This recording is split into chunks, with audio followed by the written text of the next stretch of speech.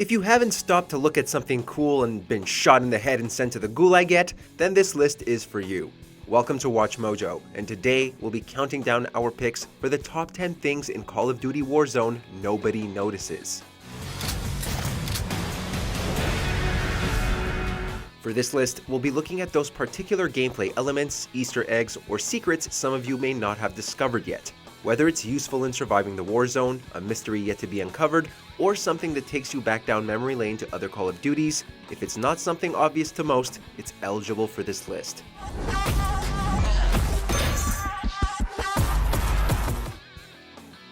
Number 10. Classic map locations. Verdansk is big enough to house 150 players. Thankfully, it's not just all grassland and hills. Players are lucky enough to play in altered versions of their favorite maps from past Call of Duty titles. These map variations are spread out and are integrated so well that you might not even notice them. For them to work within Verdansk, structural and weather changes were made. Scrapyard is reworked into Boneyard, Vacant makes an appearance in Port, and even the Ferris wheel from All Gillied Up makes an appearance. Number 9. Get kills while parachuting.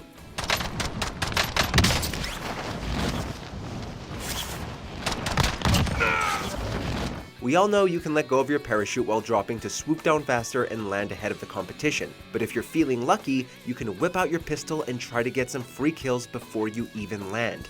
This is particularly useful when you notice people doing long drops. They tend to float down casually to their destination across the other side of the map. You can dive in right behind them to shoot them in the back. It may take a while to get used to, but you should eventually be good enough where you can manage to score a kill every game. Number 8. Throwing rocks in the gulag.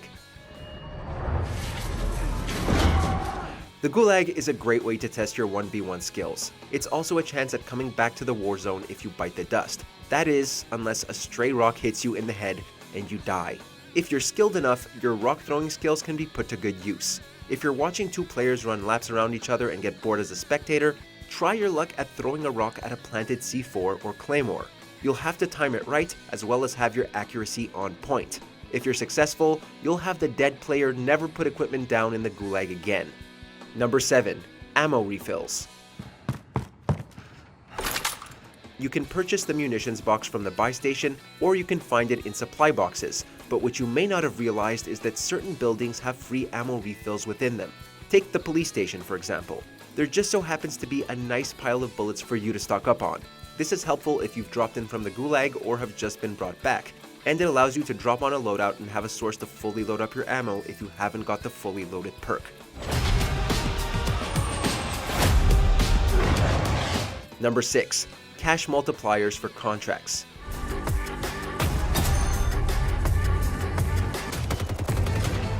Contracts are an easy way to stack up on cash. Recons pay the lowest, but give you an insight into the next circle. Scavengers give you a decent pay and the chance at scoring extra cash with each box you find, and bounties pay you the most, but are the riskiest to attempt. Regardless of what contract you pick, the more you do, the greater your payout is upon completion. Do a lot in quick succession, and you'll be earning enough to purchase your loadout, UAV, and self-revive before anyone else.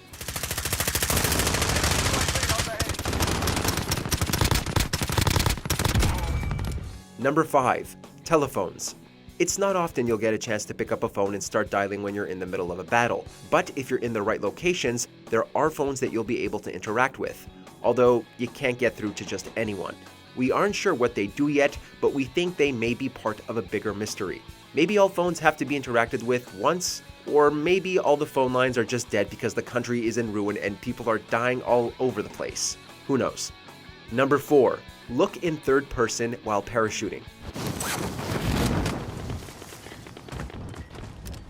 You're clear to engage all targets. While switching back and forth between first and third person may be a crutch in other battle royales, it's not a feature in Warzone, unless you're in the air. Deciding where to drop is as critical as any other move in the game, and it helps to know how contested the area truly is. You're able to switch to third person while gliding down, giving you a greater field of vision and allowing you to see just how many people are going to drop nearby and try to take you down.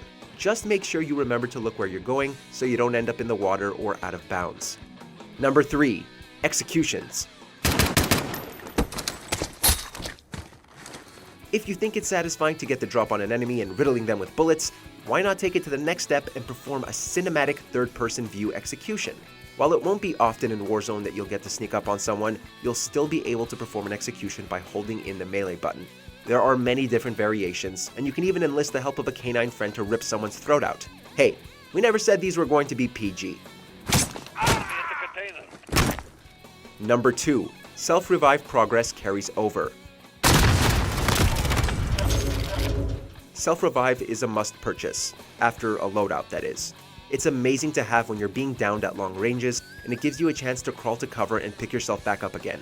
If you wanted to save it, and give your buddy a chance to pick you up, you can make it a bit easier for them by initiating the self-revive process. It shares the same counter to completion as a regular revive, which means you can revive yourself 90% of the way, and your friend can just tap on your shoulder and get you up.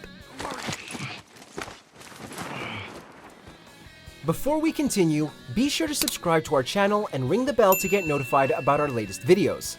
You have the option to be notified for occasional videos or all of them. If you're on your phone, make sure to go into your settings and switch on notifications. Number 1. Computers. Remember how we said the phones may be part of a bigger mystery? Well, these computers may be another part.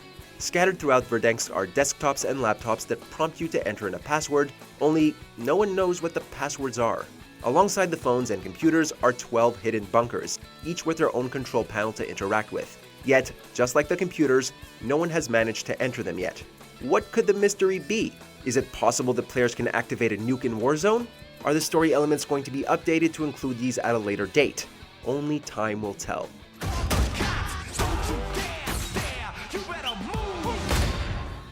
In the mood for more awesome gaming content? Be sure to check out this video here on Mojo Plays. And don't forget to subscribe and ring the bell to be notified about our latest videos.